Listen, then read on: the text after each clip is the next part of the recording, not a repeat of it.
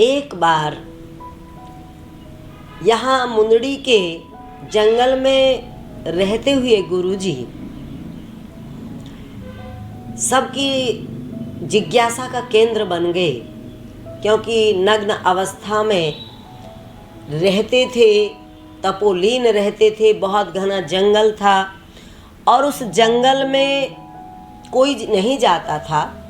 वहाँ अगर कोई जाता था कभी कभी, या तो जंगलात के जो कर्मचारी थे वो जाते थे, या फिर जो साथ में नहर निकल रही है गंग नहर, उस गंग नहर के जो वहाँ पर विभाग के कर्मचारी थे उनका जाना आना होता था। आज भी वो स्थान वहाँ है, कोठी बोलते हैं उसको, जिस कोठी में गंग नहर विभाग के कर्मचारी रहा करते थे। उस कोठी के थोड़ी सी दूरी पर ही काफ़ी घना जंगल रहा है उस वक्त में। गुरुजी वहाँ पर कई महीने रहे और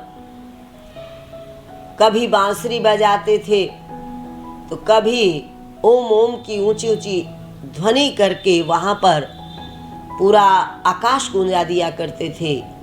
तो जो नहर विभाग के वहाँ पर एक ऑफिसर थे शिवराम शर्मा, जो आजकल जिनका परिवार चंडीगढ़ रहता है, उनका एक पुत्र यहाँ कुरुक्षेत्र में भी रहता है।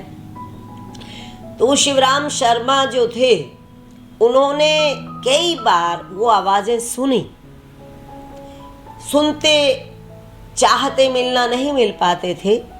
एक दिन तो उन्होंने तय कर लिया कि मैंने देखना है ये है कौन। बांसुरी की आवाज़ें आती थी, जंगल की तरफ निकल गए। जाके उनकी नज़र पड़ी तो देखा एक पूरी तरह से अल्लड़ साधु फक्कड़ उनको दिखाई दिया, जिसके शरीर पे एक भी वस्त्र नहीं था। वस्त्र की तो फिक्र ही नहीं थी, सर्दी गर्मी से तो ऊपर उठ चुके थे। उसके मन में श्रद्धा पैदा हुई। वो देखते ही उसके सिर जो है गुरुजी के चरणों में झुक गया और गुरुजी से उसने निवेदन किया कि मैं चाहता हूं कि आप मेरे घर पे रहें। गुरुजी तो पीछे पीछे चल पड़े, बोले चलो। ऐसा लगता था कि गुरुजी स्वयं चाहते थे अब समाज के बीच में जाना है, क्योंकि कहा करते थे कि जब हमारा संकल्प होता है तो हम भीड़ में चले आते हैं, जब संकल्प होता है तो हम एकांत में चले जाते हैं। तो ऐसा लगता था कि काफ़ी समय एकांत में बिताने के बाद अब समाज के बीच में वो आना चाह रहे थे। उनका अपना संकल्प था जिसका माध्यम बना शिवराम शर्मा। वो जब अपने घर लेके आया, घर पे आकर उसने गुरुजी की बैठने की, लेटने की सारी व्यवस्थाएं की, खाने की, पीने की, लेकिन गुरुजी निर्वस्त्र थे। तो उसकी बहन ने कहा अपने भाई को कि गुरुजी अगर चाहें तो गुरुजी के लिए हम कोपीन सिल देते हैं। उसने गुरुजी से पूछा, गुरुजी ने इजाज़त दे दी, कोपीन सिल दी गई।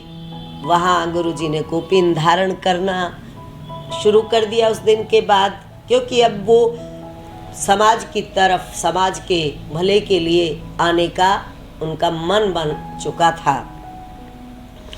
तो एक दिन क्या हुआ, कभी जंगल में चले जाते थे, कभी उनके घर आ जाते थे। उनके बच्चे गुरुजी के साथ बहुत ज़्यादा हिल मिल गए थे।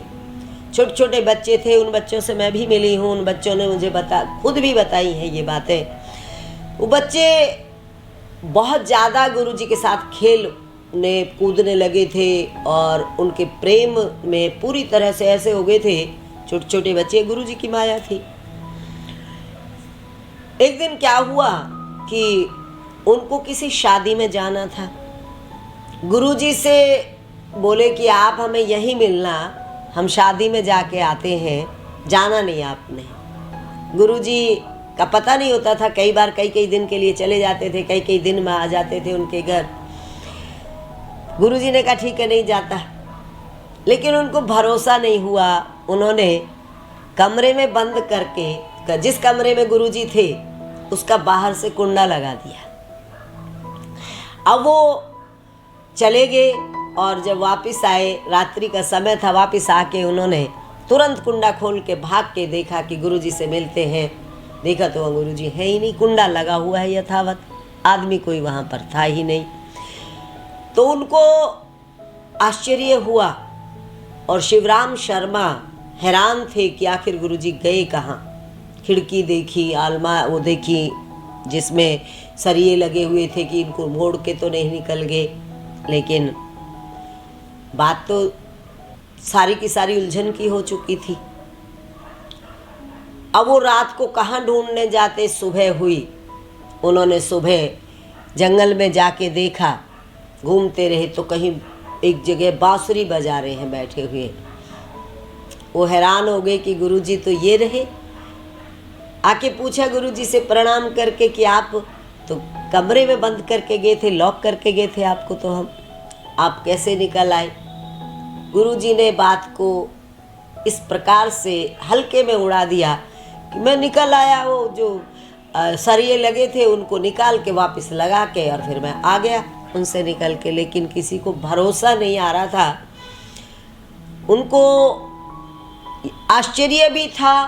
और ये जो विभूतिवान पुरुष होते हैं उनके लिए मुश्किल भी नहीं होता, वो हवा बन के भी निकल जाते हैं। उनके स्वरूप के साथ हम कोई इस तरह की अपेक्षा नहीं कर सकते कि स्थूलता ही वहाँ पर रहती है, वो सूक्ष्म जगत के वासी हो जाते हैं। कई बार कई लोगों ने उनको ऐसी स्थिति में देखा कि वो इतने ऊंचे ऊंचे उनको उड़ते देखा, उड़ते भी नहीं, जैसे चल रहे हैं तो जमीन से वो इतने ऊंचे उठ रहे हैं। मुझे पुंडरी की एक माता ने बताया था, यही कुरुक्षेत्र में उनके घर सत्संग किया था मैंने, वो थी वाल्मीकि परिवार से। तो वो बताती हैं कि हमने जब हम बिल्कुल छोटे थे, हमने उस वक्त में उनको देखा जैसे वो इतने ऊपर उनको चलते देखा। कभी कभी इतने ऊंचे उठ जाते थे, कैसे उठते थे किसी की समझ नहीं आती। मैंने भी योग दर्शन का विभूति पाद जब पढ़ा तो ये बात समझ में थोड़ी बहुत आई कि ये अवस्था सिद्ध पुरुषों की, जिनको सिद्धि प्राप्त हो जाती है, स्वाभाविक बन जाती है। ऐसा ही गुरु जी के साथ होता था। ओम तत्सत।